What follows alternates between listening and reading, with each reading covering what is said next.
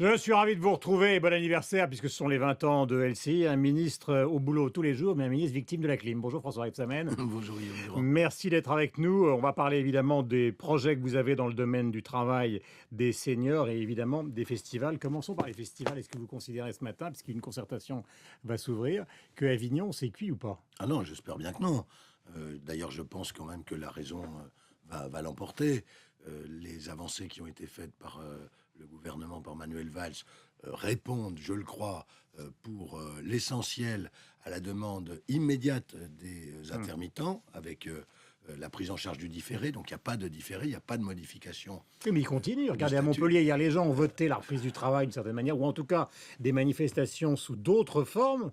Et puis il y a 200 types de la CGT qui sont arrivés, donc il y a une intention politique de vous faire capoter. Oui, mais je pense qu'ils nuisent eux-mêmes aux intermittents parce que plus de différé et puis surtout l'ouverture à partir d'aujourd'hui de négociations où le Premier ministre l'a dit, moi je l'ai confirmé, Aurélie Filippetti aussi, rien n'est tabou, y compris la date anniversaire, c'est-à-dire ce qu'ils demandent depuis maintenant 11 ans. Donc c'est un appel au calme. Mais alors qu'est-ce qu'ils cherchent la c'est une main CGT dans cette... tendue. Mais qu'est-ce qu'ils cherchent la CGT Je- si ce n'est à rejoindre les frondeurs qui contestent la politique du gouvernement? je ne peux pas vous dire, mais moi je pense quand même que la raison va l'emporter. Je le crois sincèrement, parce que vous savez que c'est pendant, mais vous le savez très bien, c'est pendant cette période du mois de juillet, pendant ces festivals, que les intermittents se font quasiment, excusez-moi de l'expression, leur paquet d'heures pour l'année. Donc ils se tirent, Donc c'est un combat politique. ils se tirent une balle dans le pied. Oui, donc c'est un combat politique. Écoutez, je ne sais pas, moi ce que je souhaite, c'est Vous que... êtes trop prudent. C'est la clim. Peut-être, peut-être. Enfin, de toute façon, aujourd'hui, table ronde.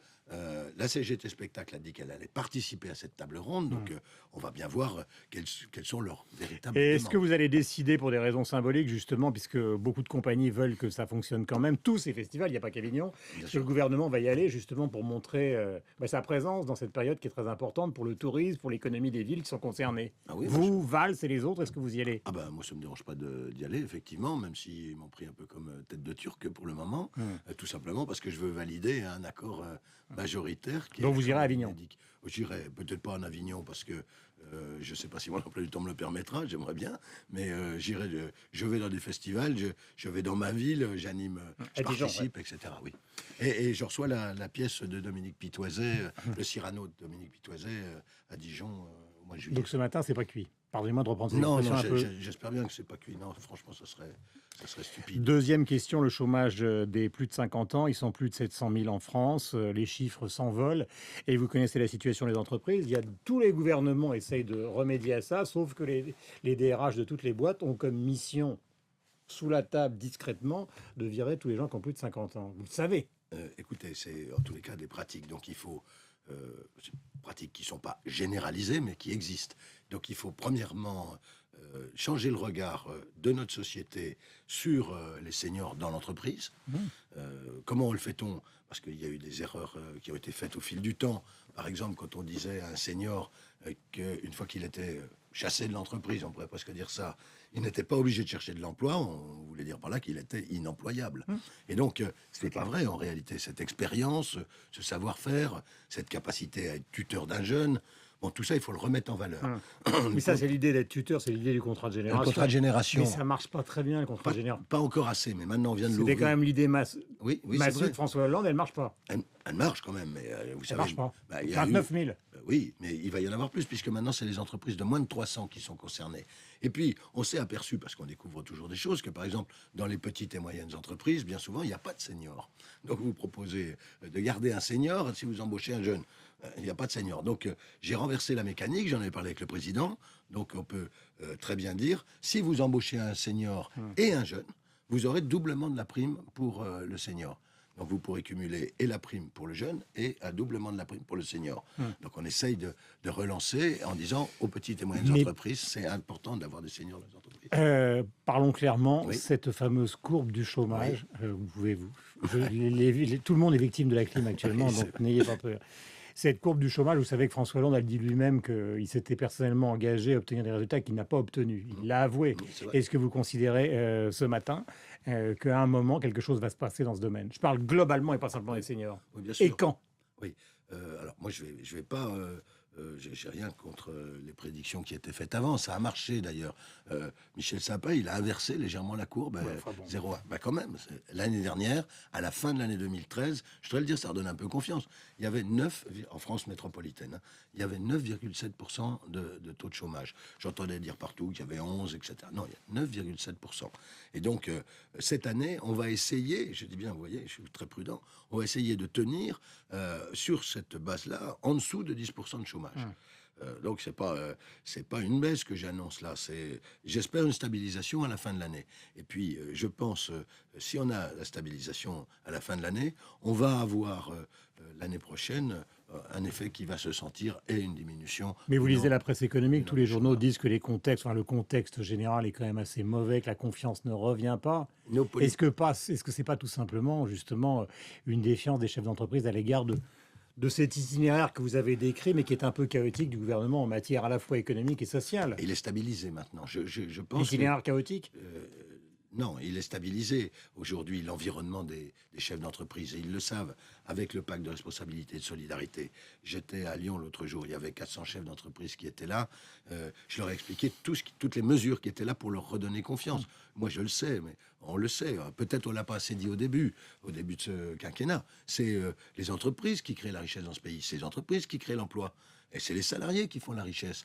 Et on doit avancer avec les entreprises. Moi, je suis fier qu'il y ait des entreprises. Mais Et donc, je les encourage. Le pacte de responsabilité, c'est tout de suite des baisses des crédits d'impôt sensibles qui représentent 4-6% de la masse salariale. C'est l'année prochaine une baisse encore des cotisations quand on embauche des gens au SMIC. Donc tout ça va produire de l'effet.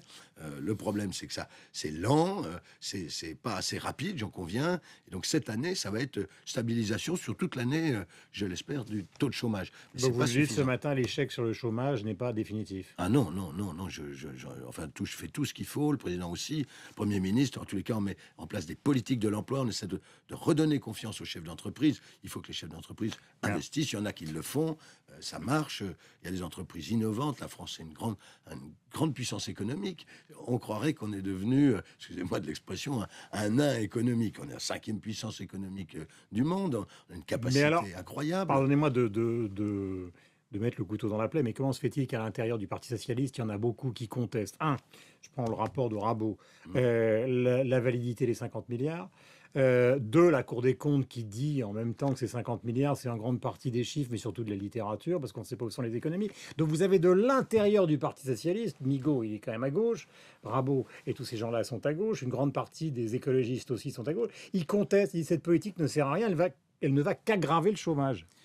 Alors, je mets Vous à leur part, répondez quoi ce je mets à matin? part la Cour des comptes, hein, parce que la Cour Ah, des c'est quand comptes, même... elle est pas à gauche. Hein, c'est pas parce que Didier Migaud était au Parti socialiste.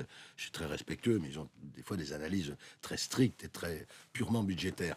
Pour ce qu'on appelle Les frondeurs. pour ce qu'on appelle les frondeurs, le problème aujourd'hui, c'est que ils ne voient pas les résultats arriver. Il faudrait que ça aille plus vite. On voudrait tous que ça aille plus vite, mais il faut pas avoir de doute sur la trajectoire qui a été Oui, arrêtée. c'est ce qu'ils disent. Oui, mais c'est Ils ont justement. des doutes On doit- fondamentaux. moi, je respecte les gens qui, de bonne foi, ont des doutes quand ils voient pas de résultats. Mais notre rôle, c'est de les convaincre que, je vous le dis, c'est en redonnant confiance aux chefs d'entreprise, en simplifiant au maximum la vie des chefs d'entreprise. Moi, j'ai aucune honte, aucune gêne à dire, je l'ai fait à Dijon, dans ma ville, que moi, je suis bien avec des chefs d'entreprise, ceux qui investissent, ceux qui créent, ceux qui ont Mais envie d'accord, mais comment de se se fait-il battre. qu'à l'intérieur du Parti socialiste, alors que ça fait maintenant plus de 2 ans que vous êtes au pouvoir, il y a encore des gens qui contestent fondamentalement la ligne économique du président et que vous n'arrivez pas, on n'est pas dans la caporalisation, mais vous n'arrivez pas à les faire taire. Bah, Les votes arrivent et ils continuent à hurler en disant ça sert à rien la politique de l'offre. on va voir ce qui va se passer, mais je pense que Manuel Valls a compris, les a entendus et qu'il y a eu, c'est vrai, ils ont aussi leur rôle de parlementaire, c'est bien les difficultés du fonctionnement démocratique du Parlement qui est posé. Ils sont parlementaires, ils ont l'impression que les résultats vont pas assez vite et ils pensent, je le crois à tort. Vous êtes certain qu'ils ne veulent pas vous faire échouer, tout simplement? Ah C'est-à-dire non, qu'ils seraient plus dans l'opposition que la droite non, mais ne l'est elle-même en... ça serait, on peut le penser, mais ça serait un mauvais calcul et je pense pas qu'ils le fassent parce que eux-mêmes seraient les premiers pénalisés. Quand le roux lâche cette petite phrase hier, tous ceux qui hurlent sont ceux qui ne sont pas ministres, pas secrétaires d'État. Moi, là, je ne connais pas assez la vie interne du groupe. Il y a sûrement des personnes qui préféreraient être à une autre place. Peut-être, c'est possible, ça arrive toujours dans la vie des groupes. Mais non, je pense qu'il y a des gens de bonne foi dans ces députés qui interpellent le gouvernement. Il y a eu des corrections de trajectoire qui ont été faites par le Premier ministre. Je crois qu'ils sont entendus et je leur dis, leur solidarité ne doit pas manquer au gouvernement. Deux questions compliquées, en rappelant que François Rebsamen est victime de la clim, d'où de temps en temps la petite voix, tout va bien, mais la clim est dangereuse pour tout le monde. Pour garder Montebourg, il faut payer 2 milliards. C'est quand même un peu gonflé, non? Non, moi je pense qu'il a fait une bonne opération pour Enfin, il était la contre General France. Electric, il accepte General Electric et maintenant il va falloir trouver. D'accord, mais vous avez vu que Il menace de sortir et hop. l'offre n'a pas, la première offre n'a pas été retenue. Elle a été nettement améliorée. Si on compte les finances publiques, on est passé. Donc on va pas être obligé tous de payer pour que Montebourg reste au gouvernement. Ah non, non, on ne paye pas pour que Arnaud Montebourg reste au gouvernement. Au contraire, moi je pense qu'il a fait bien. Et puis que l'État, Sarkozy, dont on parle souvent comme une réussite sur Alstom, qui en réalité, avec l'opération Bouygues, avait mis Alstom en difficulté. On l'a vu plusieurs années plus tard. Là, l'État est de retour comme un gardien de l'industrie française. C'est pas mal. Le Parisien ce matin, ce sera ma dernière question, François Rebsamen, en rappelant que vous êtes ministre du Travail. L'école veut interdire les mauvaises notes. Alors la presse commence à ironiser sur les projets de Benoît Hamon en disant mais c'est Ubu. Quoi. Tout d'un coup, on va dire. Non, je crois que... J'ai entendu ce matin sur une radio concurrente des élèves qui disaient ah oui c'est emmerdant les notes parce que c'est utile simplement aux bons élèves. Bah oui mais enfin c'est le monde à l'envers. Non, mais je pense que l'idée, c'est vrai que notre école stigmatise beaucoup l'échec. Et donc, on pourrait plutôt encourager les progrès et la réussite. Je crois que c'est ce qui est recherché par Benoît Hamon. François Rebsamen était notre invité ce matin, donc bonne journée à vous. Et il y a des merci. concertations, vous le savez, notamment sur les intermittents aujourd'hui. Bonne journée à vous donc. On va retrouver Magali, Michel, Christophe et toute l'équipe, bien évidemment, de LCI. Bon anniversaire à vous. Et c'est Sophie Paolini qui va arriver sur l'antenne de Radio Classique.